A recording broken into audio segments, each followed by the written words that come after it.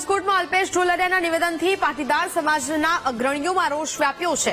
Social media પર post કરી પરસોત્તમ પીપળિયાએ રમેશ પટેલે રોષ ઠાલવ્યો છે। પરસોત્તમ પીપળિયાએ આલોચકોને લુખ્ખા કહેવું હોદ્દાની ગરિમા વિરુદ્ધનું કૃત્ય કર્યું હોવાનું કહ્યું છે।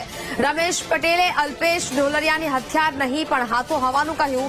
સમય બદલાતા હાથો પણ બદલાઈ જવાની ચેતવણી આપી છે। અલ્પેશ ઢોલરિયાએ ગોંડલને મિર્જાપુર ગણાવતા લોકોને લુખ્ખા ગણાવ્યા હતા।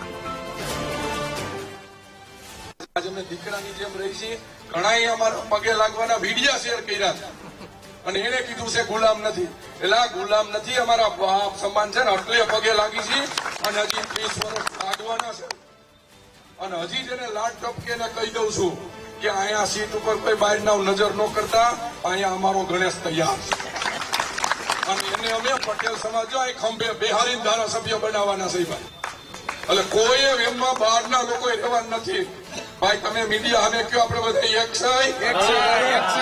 કોઈ વિવાદ છે કોઈ થવા દેવો છે અમે બધા ભાઈની જેમ રહી છીએ રહેવાના છે એટલે બહારના જે લુખાવ ને અહીંયા ગુંડાગીરી દેખાતી હોય ને એને અજયના આવીને અહીંયા પૂછજો અમને એટલે ભાઈ એશિયા ખંડના સૌથી મોટા એપીએમસી ના ચેરમેન તરીકે પાટીદારના દીકરા તરીકે જયરાજસિંહ જાડેજાએ અમને બેહાર્યા છે। તમે પૂછો કોકને કે સમગ્ર સૌરાષ્ટ્રમાંથી પાટીદાર સમાજને જો વધારે હોદ્દા આપ્યા હોય ને તો જયરાજસિંહ જાડેજાએ ગોંડલમાં આપ્યા છે અને તમે અમને એમ કહો સાહેબ વિવાદ છે અહીંયા અમે બધા એક સહીને રહેવાના છે અને તેને બહારના લુખાવને લાળ ટપકે છે ને ગોંડલની સીટની એ ટ્રાય કરવા લડવા આવી જાય કેટલી વીએ હો થઈ ને અમે બતાવશું। આ ગોંડલ શાંતિનું પ્રતીક છે।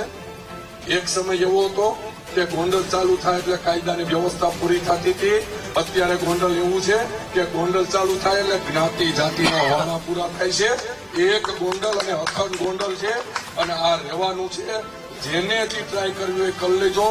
અમે એક હતા સહી અને હજી 30 વર્ષ અમે બધા ભેગા રહેવાના છે।